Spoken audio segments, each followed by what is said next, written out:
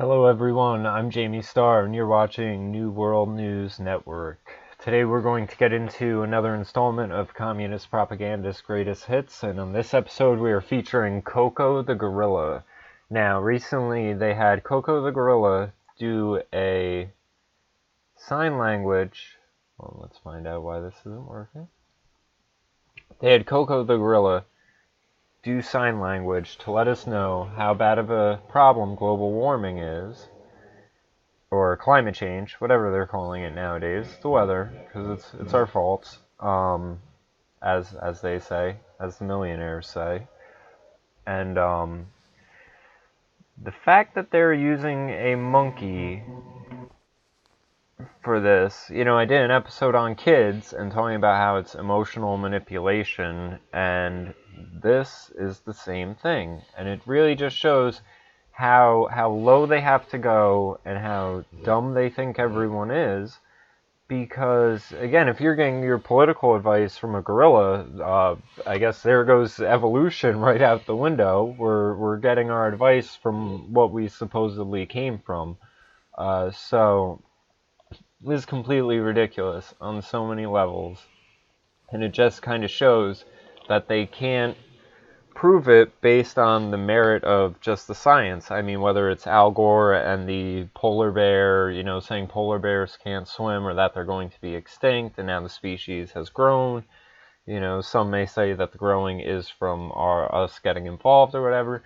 But either way, something to keep in mind is when there is denial of something and you hear people, oh, you're a Holocaust denier, you're a climate denier, you're this, they're just trying to label you and dismiss you, and they won't ever try to rebuke and debunk you based on your argument and your points.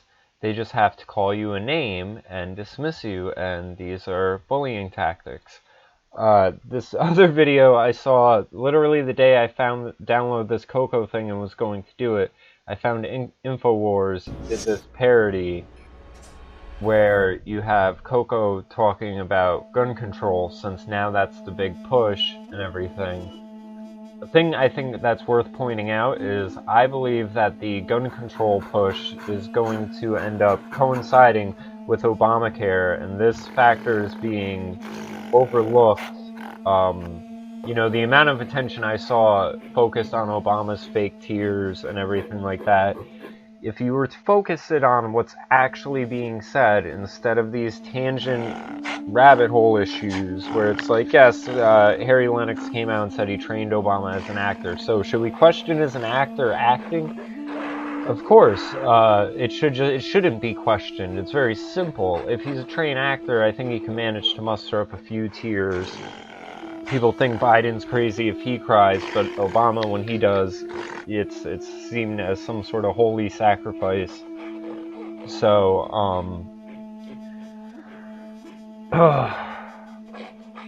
but the healthcare and the gun control thing, it's the way you have them, mentally ill people with guns, crazy people with guns, and for a great example, transgenderism, which is something that is widely being pushed as accepted, was a mental disorder up until, a year or two ago at this rate. So for them to be saying, let's take the guns of everyone with a mental illness, this, and that, well, does that include transgenderism? In the 80s, homosexuality was a mental disorder. Does that include homosexuality?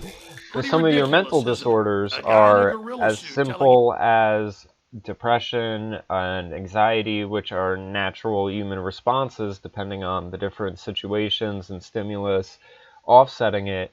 I mean, these are normal things, and that's why there's no diagnostic test for the majority of it. There's no test. You go in and you tell a medical profession or a psychologist, psychiatrist, how you're feeling, and then they base their diagnosis off of a list of symptoms equal this that they were taught and studied in school, and it's from the DSM. I mean, they're not taking a blood test and deciding you're fucking crazy. And this is very similar to what happened in World War II, where you had certain groups targeted because their views were no longer socially acceptable within the state. It's part of why Christians are being persecuted, gun owners being persecuted, and the whole other side of it just keeps trying to wrap it up in this you don't care issue. Since I mentioned the gun control issue, I'll bring up this photo I saved from the Daily News. Republican leadership is composed of pandering liars stoking irrational fear. Their answer to Obama's measured plan is to stop crazies from getting guns. It's simple to see, all in blood-soaked chase for cheap votes. The party of pro-death. And, I'm sure the Republicans would turn around and say that the party of pro-death would be the Democrats because of abortion. But this shows that the Daily News, as a commenter on this picture said, their whole front page is one big op-ed. Like, reporting the news, what's going on, the facts, the who, what, where, when, and why of an issue is a thing of the past. There is no more honest reporting in these mainstream sources. They don't even try to be objective. They are completely biased, and this is a blaring showing of it. I don't know what exactly these people said that there's an irrational fear about. I'll tell you there's an irrational fear of guns, though, because if you look, and maybe I still have the video on this, if you look, there have been more... I hate making these videos. I'll just let this Every explain. freaking time. Mass shootings happen under Obama like people change their underwear. It's not just common, it's insanely common, and it's singular to him as a president. Every time the system has an agenda, we're seeing that become a huge talking point. People stop taking their shots. All of a sudden, wow, Disneyland has an outbreak of measles and people lose their minds more than they did over Ebola. Obama wants to limit guns and enact gun control, Congress be damned. Well, now all of a sudden we just have mass shootings all the time as if it's always been this way, and people are acting like it's always been this way. And it hasn't always been this way. That's the thing people forget. We have short-term memories and long-term memory problems. It has not always been this way. Something else is going on here. I mean, already Obama's calling for gun reforms today in the wake of this San Bernardino shooting, and already, if you look at the details of it, it looks suspicious. It does. I'm sorry. They're not going to be able to say this is some lone wolf. This was 3 white males, reportedly, in full military gear, who showed up to a place filled with disabled people with a getaway car. That's not your average crazy person who picks up a gun and just starts randomly killing people. And already, you have all these people begging to have their guns taken away. Take away guns, please, please. Please limit my Second Amendment right because of a mass shooting. It's just like these Mizzou idiots walking around begging to have their First Amendment rights stolen, and everyone else's too. So that's the new thing now. It's manipulating society, because obviously they're preying on the fact that people have short memories, to beg to have their rights taken away. And that's what we're seeing. We're seeing it all the time. Please take away my right whether or not I want to give my kid a vaccination. Please take away my right whether or not I want to have free speech. Please take away my right to keep and bear arms. I mean, that's been the agenda the last few, all these major events that are happening, they're all politicized ultimately for people to have their rights taken away and people begging for it. That's what's going on. But who's asking questions like, why is it that 5 out of the 12 deadliest gun massacres in the entire nation's history took place not just under Obama as a president, but just under his first term as president? That's almost half. Almost half of the deadliest gun massacres in America happened under just Obama's first term. Obama, our gun control president. Gee, what are the odds? And if you look at the list of mass shootings that have happened under Obama, this only goes to Oregon, doesn't count what's going on today or recently here. You've got some of the most highly suspicious events. You got everything from psyops to false flags to what are probably outright hoaxes on this list. You've got 2 Fort Hood shootings. You've got Gabby Gifford's shooting, which happened right after the congressional inquiry into Fast and Furious. You've got the Aurora movie theater shooting, which happened just days after Obama's birth certificate fakery scandal went not just national but international. You've got the Sikh temple shooting. You've got Sandy Hook, which was used to advance 23 new gun control executive orders. You've got the Navy Yard shooting, which came just after Obama's red line on Syria blew up in his face and everyone was protesting, which is one of the ones where the guy claimed that the government was targeting him with electromagnetic frequency weapons, which also happens quite a bit in this country, just by the way. Another Fort Hood shooting, which happened during an Obamacare scandal. Charleston shooting, Chattanooga shooting, the Oregon shooting. You have all these shootings all going on under Obama. And people forget, and they go, well, I guess that's just how it is in this country. I mean, ever since Columbine, we just have mass shootings, just all the time, mass shootings. Well, actually, we don't at all. This was compiled by my mother because she was actually just curious about this, and she's really into facts and figures. I love my mom. This is based on the definition of the FBI of 4 or more deaths considered a mass murder. But this is going back to Reagan. Just take a look at this for a second, all right? So in Reagan, you had 11 mass shootings, 5 of which had 8 or more deaths. Under Bush Sr., you had 12 mass shootings, 3 of which had 8 or more deaths. Under Clinton, it jumped way up, 23 mass shootings, and 4 incidents that had 8 or more deaths. Now remember, Clinton was also doing a lot with assault weapons bans and things like that. All of a sudden, you have a huge jump in mass shootings. George W. Bush, you have 20 mass shootings in 8 years. So it went down a little bit, and that's 5 incidents with 8 or more deaths. Now let's check out Obama. See this list? Look at this. You have 162 mass shootings, and we're not even all the way through his second term yet. Look at this. Each one of these names is a mass shooting. The ones in bold, those are where there were 8 or more deaths. 18 incidents with 8 or more deaths. And she compiled this from Mother Jones data because they're doing their own anti-gun compiling of data to try and show just mass shootings are just rampant in this country all the time. Actually, mass shootings in this country have gone way up since Obama became president. Obama, our gun control president, who's trying to limit the Second Amendment. Think about that. Think about that for a minute. You cannot say the man doesn't have an agenda, and oh, by the way, wow, while he's having that agenda, it just so happens that more mass shootings are happening under him as president than any other president in American history, the entire history of the nation. What is really going on here? Okay? It's not the proliferation of guns, because there's more things limiting guns today than ever. I mean, we probably have more gun laws today than ever. I don't even know. There's thousands of them. I don't even think it's the proliferation of SSRIs, because those were approved under George Bush Sr. Prozac came out in the late 80s. Something else is going on here. At least 14 people are dead tonight, 17 wounded. This is the deadliest mass shooting in the United States since the Sandy Hook school shooting in Connecticut. All right, so there we see that the mass shootings have gone way up. However, let's look at some of these other graphs I have. Here we see firearm-related homicides going up, or going down. Mass shootings, however, have gone up.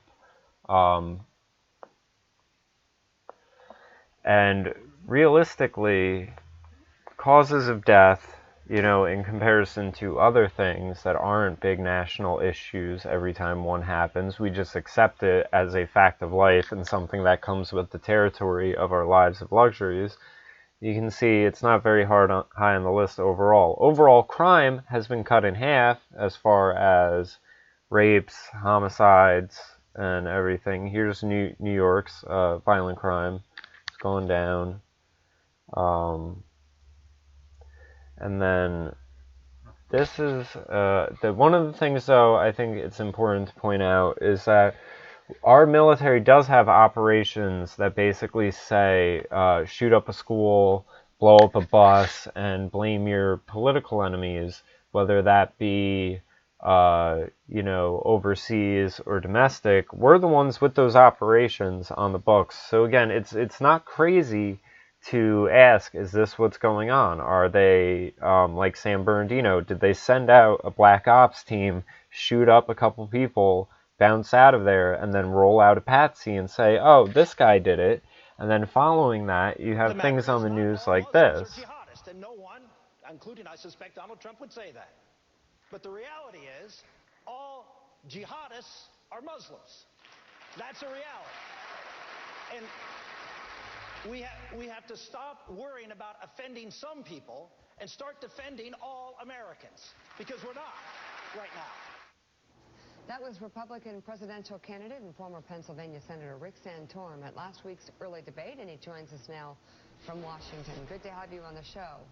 Thank you, Mika. So, go ahead. Yeah, why don't we start with that first one? I mean, obviously, though, all terrorists aren't Muslims. I mean, you look at the Planned Parenthood attack, the guy associated himself as a Christian who was pro-life. So it's, what you said, it's not exactly accurate, is it?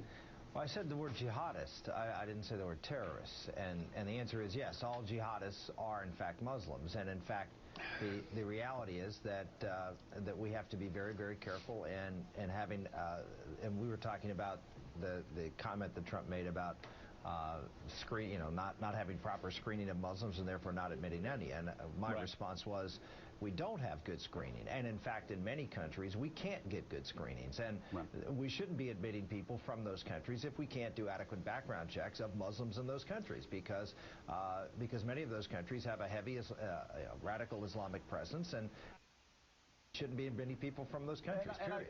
I do think most Americans are actually there right now. There was a debate for about a week. I think most Americans and I think most Democratic lawmakers actually are moving toward that position as well.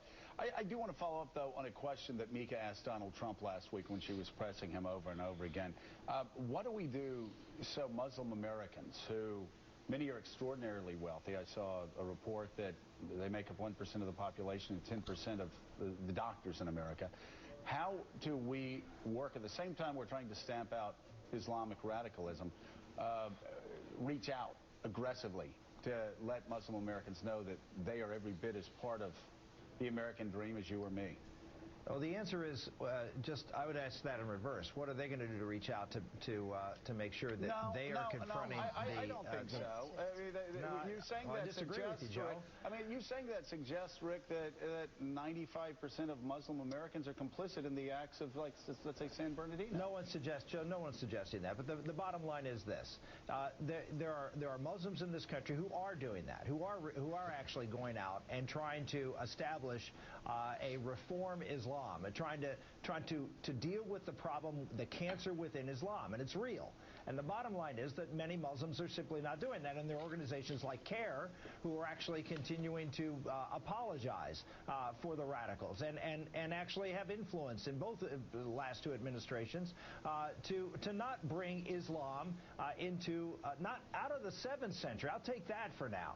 Bring that version of Islam out of the 7th century and begin to do something to move a reform movement. And there's a friend of mine named Zuhdi Jasser who's been probably the biggest voice in this, but there are lots of Muslims out there who are actually trying to confront the cancer. And the bottom line is most are not, and that's a problem. Most Muslims confronting the cancer? No, they're not out there trying in the world, and I would say even here in America. No, most are not. Most are not. Well, I mean, CARE is a good example of that. They are not. Well, why aren't you working on white men with guns? I mean, come on, Rick Santorum. You know better. You're a smart guy. You're telling Muslim Americans they all need to come out and talk about the tiny percentage of their community that has kind of, quite frankly, wreaked havoc.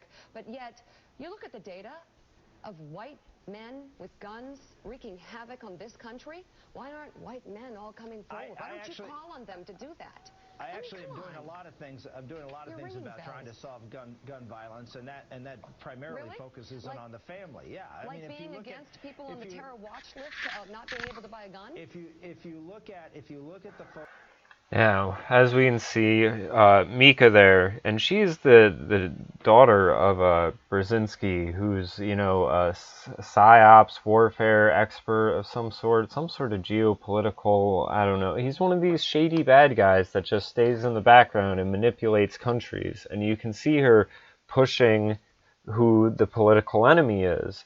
White men with guns, so presumably people who believe in the right to bear arms and constitutionality and law.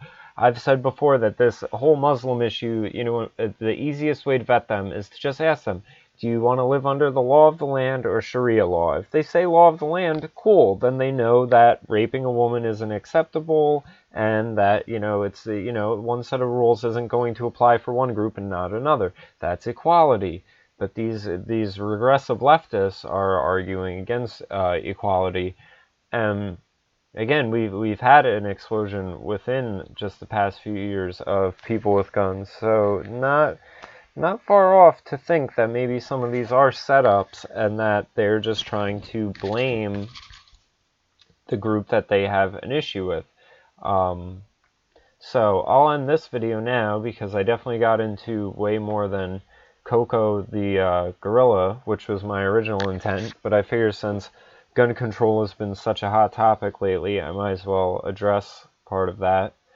So here we'll close out though with a video I found from Britain, I believe, Thankfully, firearms where it says what to do if you are attacked with a firearm. And this shows that there's a victim mentality being pushed, like the one video pointed out.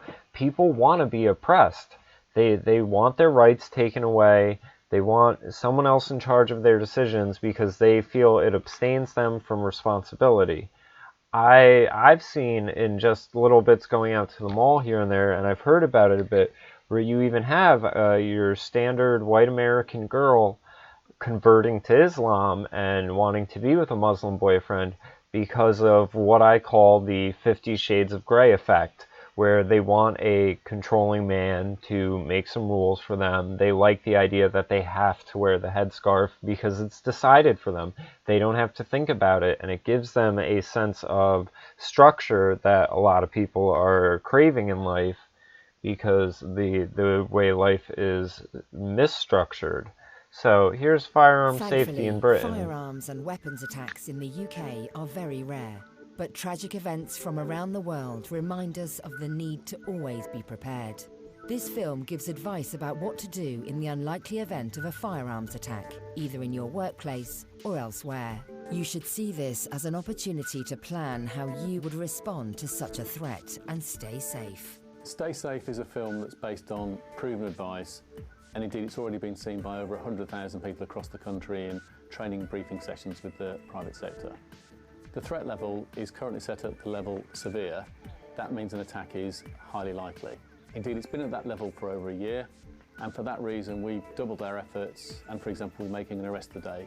Everyone's aware of the terrorist challenges across the world, and there have been some awful attacks, and it's our view that this advice should be rolled out to the public, so in the tragic event that anyone gets caught up in a marauding firearms or weapons attack, they're better informed and have better advice to protect themselves. It can never cater for every possible eventuality, and if someone acts on instinct and perhaps decides to fight because they have no choice, then of course we would never criticise them for that. If you hear gunshots, the best option is to evacuate, but only do so if it won't put you in greater danger. First, consider your route. Act quickly and quietly, leaving your belongings behind. Insist others come with you, but don't let their indecision slow you down. Once you've identified a safe route, run. Consider your route as you leave. Will it place you in the line of fire? Is it safer to wait for the attacker to move away before you continue? If you can't move to safety, hide. When finding a hiding place, consider your exits and escape routes. Avoid dead ends and bottlenecks. Try to find places with reinforced walls. Try to lock yourself in a room and move away from the door. Be as quiet as possible. Switch your mobile phone to silent and switch off vibrate. Don't shout for help or do anything that will give away your hiding place. The best hiding place with protection from gunfire will have a substantial physical barrier between you and the attacker. If you're able to evacuate, get as far away from the danger area as possible. Try to stop others from entering, but only if this won't put you in danger. Call the police. Dial 999 and tell them clearly the location of you and the attackers, descriptions of the attackers, their clothing and weapons, information about casualties and building access. Include anything else you think is important. When the police arrive, they will be armed. They may be dressed differently depending on their function. Their first task will be to deal with the immediate threat to prevent further casualties. This may take a long time. The police may be unable to distinguish you from the attacker. They may treat you firmly. Do everything they tell you to do. Don't make any sudden movements or gestures that may be perceived as a threat. Stay calm, don't shout or wave. Keep your hands visible at all times so they can see you are unarmed. The armed police may ask for details about the building, the attackers, hostages and casualties. Only once it's safe to do so will you be evacuated to safety. Firearms and weapons attacks are very rare. Having a plan will help you stay safe and could save your life. So, their basic advice is sit around and wait to be a victim until, or of the terrorist or the cops. They even said, don't move, don't talk back to them, don't do anything, because, you know, they might shoot you. And you don't do anything for yourself. No responsibility, just run and hide, lock yourself in a room like you're a child. And this is awful. The people are, you know, in Britain, they've obviously chosen to give up the idea of self-defense, and you have to wait until the state-approved authority and the ones who have been granted the ability to use violence against others show up. And we all know in America there is a obvious issue with police and brutality and such, and so that's the thing I don't understand. The same people who want to cry and burn down a city when a cop shoots an unarmed person are the same people saying, take away everyone's guns. And you realize the cops are going to still have guns. The criminals are going to still have guns. You're essentially saying, take away all the guns of a benign group, a group that isn't harming anyone. So it makes no sense whatsoever. So I hope you all enjoyed my views and my opinions on Koko the gorilla and what's going on with this gun control stuff. I'm probably going to do another whole video dedicated to the gun control stuff, but this has been Communist Propagandist Greatest Hits, starring Koko the gorilla.